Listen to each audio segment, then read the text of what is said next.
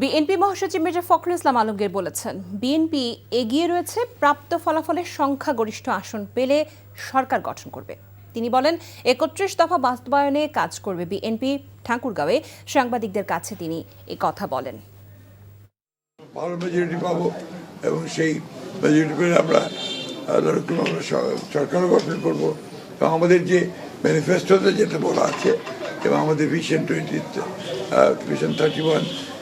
Vision 2030 এটা দেওয়া আছে, এগুলোর আলোকেই আমরা আমাদের দেশকে এগিয়ে নিয়ে যাওয়ার চেষ্টা করবো।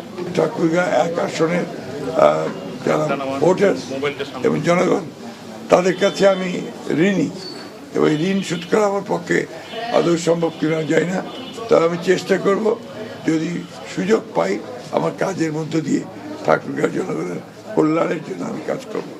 হোয়াইট প্লাস প্রো সেনসিটিভ স্কয়ারে মাঠের বাইরেও তো আমরা এভাবে দেশপ্রেম দেখাতে পারি।